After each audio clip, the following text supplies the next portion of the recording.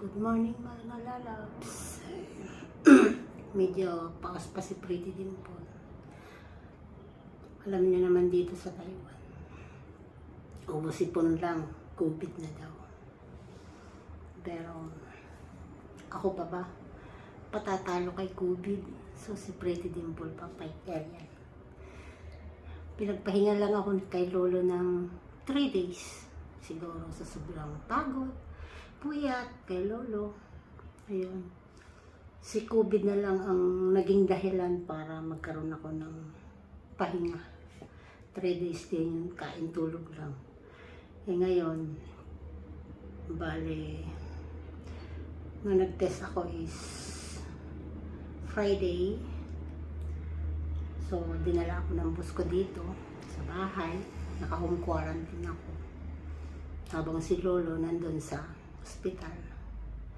So, Sabado, Linggo, wala pa nga 3 days eh. Kasi ngayon, Lunes, ilalabas na si Lolo. Pareho kasi kaming positive. So, pareho daw naman kami. Kaya, magkasama na rin kami dito mamaya sa room. So, back to normal na naman si Pretty Dimple. At least, naranasan kong magkaroon ng ilang araw na na walang alaga, yun. Yes, si COVID na lang ang naging dahilan para magkaroon ako ng pahinga. Pero, kaya yan, Pretty Dimples. Ako pa ba? Si Pretty, kita nyo naman, kahit may sakit, smile lang yan. Bali wala yan, pait-pait lang tayo. Huwag tayong padadala sa mga ganyan. Basta kasama natin si God, pray lang lagi tayo, hindi tayo papabayaan. Kaya, mga lalabs, maraming salamat sa inyong support. Kahit minsan hindi makasupport si Pretty, dyan pa rin kayo. Maraming salamat. Medyo paos pa talaga ako. Pero, ano naman, nagkaroon naman ng medyo okay naman ako. Yung medyo may ubo pa rin. Pero never akong nagkalagnat. Never naman. Kaya maya-maya, mga 12 PM, andito na si Lolo. Back to normal na naman ako. Ayun. Pero hindi ko alam kung magtatrabaho agad ako. Kasi alam niyo naman sa January 20, Chinese New Year. Ay.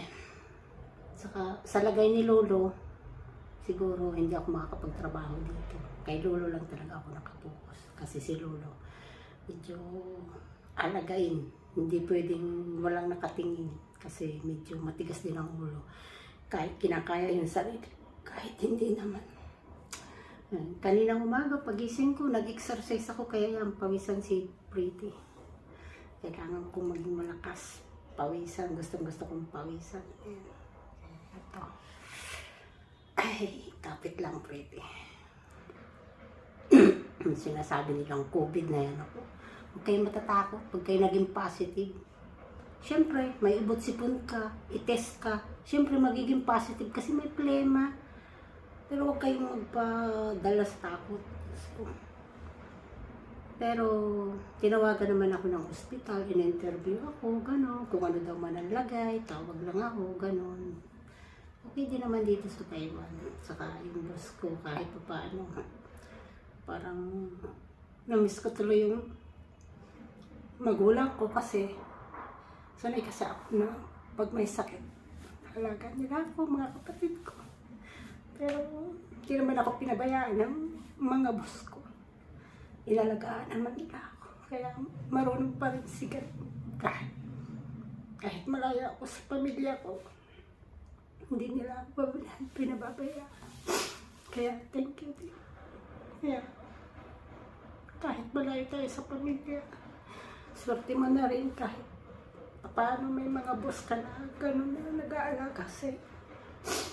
Kasi pag may sakit, pinupin mo yun, sulong-sulo ka talaga. Sobrang hirap talaga, pero pilit natin kakayanin para sa pamilya natin, sa mga anak ko. Kaya maraming salamat sa mga anak ko, lagi nakasupport sa akin, sa mga kapatid ko. Kaya, nalaman Ilang panahon na lang. Makaka-uwi na rin. Ay, talagang darating talaga yung araw na. Darating yung oras talaga na magiging ano ka talaga. Kailangan mailabas pa. Ay, pasensya lang kayo, naging ano lang. Sa tagal ko kasi naman dito, walang uwian. Salamat guys, love you all.